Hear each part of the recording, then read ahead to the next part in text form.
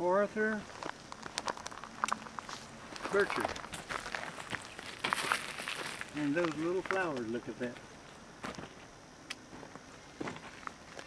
And here's Uncle Jack and Aunt Doris.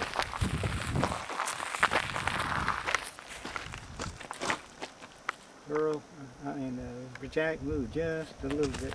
Let me get the picture of those flowers in there. This is A.B. Burchard. He is the patriarch of the Burchard clan. A little inscription on there says Woodman of the World Memorial. Be interested to look that up and see what that's about.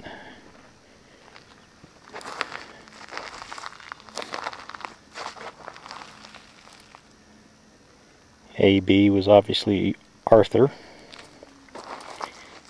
This is Kate Burchard.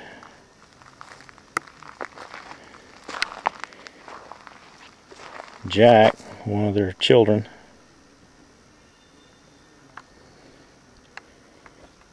Passed away in 1996.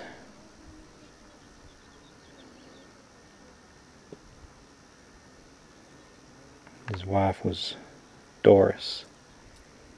November 4th, 1911 to December 8th, 1986. They had no children.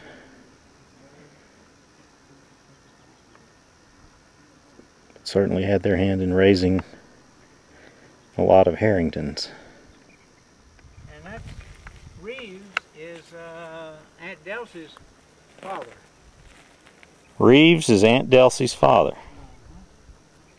And Annie, Uh-huh. one of the twins is named Ann, you know. Oh, yeah.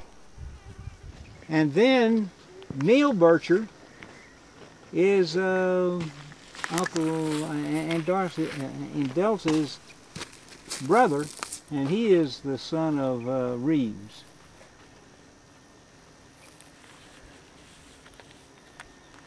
And it seems to me that Bobby and Joe David were Witt's sons. Mm-hmm.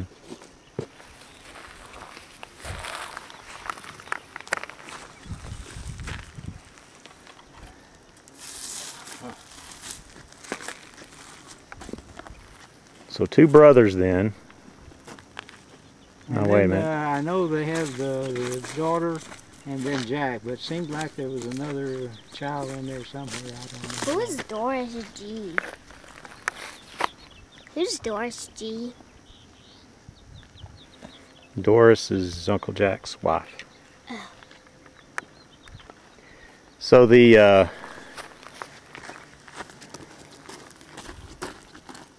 Doris was a Brit. She was a Brit. She was my mother's younger sister. And Delsey is Reeves's daughter. And what happened is Uncle Bill came out to work Toyah on the railroad and started dating Delsey. He wrote back to Arkansas and asked Aunt Doris to come and visit with him, and that's when Aunt Doris and Uncle Jack met, and they got married.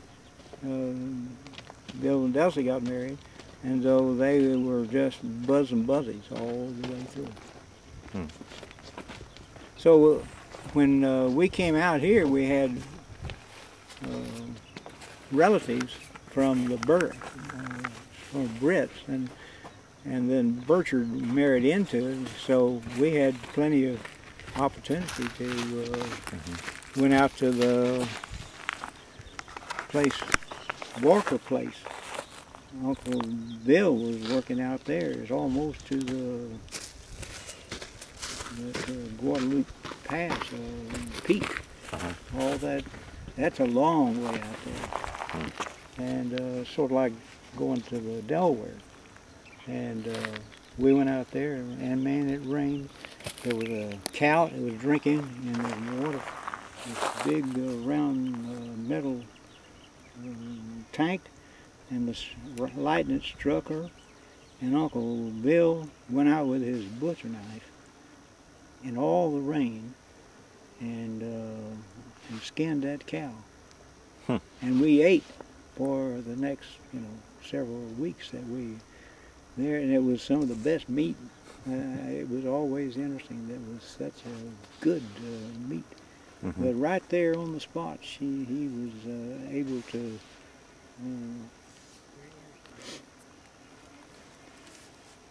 de-hide her and cut her up and all that, take her to the meat market in Pecos.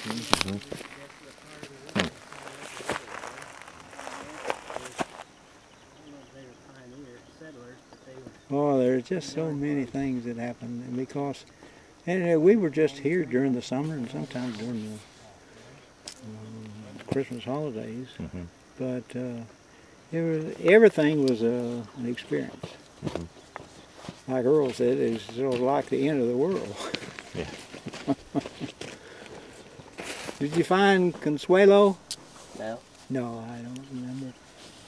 Well, I tell you what, I would think that Bertha is probably the instigator of those flowers.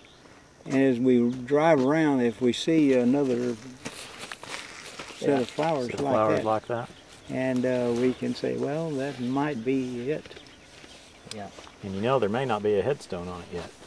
Well, If she just passed in July of last year. it's true. But I think they would probably have a flower.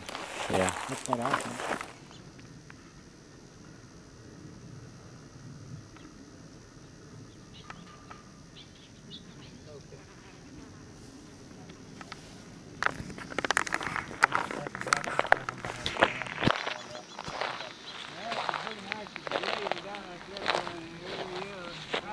It comes up like that. And it goes into there. It goes right into this. And then it goes through the pipes and it comes through here. Yeah. And so the wind has to go get the power to make that windmill do it. Now, if you had an electric motor, you can hook it up to the sucker rod and move it up with the power of the electric motor. But the wind is always blowing, so it's easy to use that wind power instead of the electric power.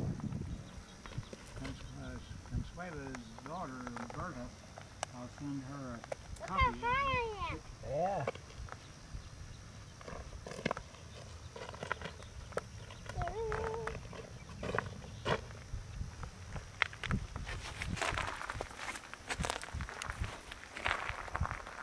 In high school, got a PhD from Oklahoma and master's in Oklahoma, and then went on to somewhere and got a PhD, and ended up teaching for 1 year at Hardin Simmons, and then went to Dallas,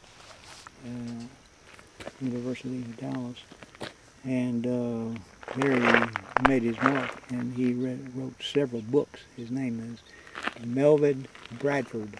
Brad Bradford. I mean, the guy was a genius. Yeah, the rest of us would be singing popular songs, and he'd be singing opera.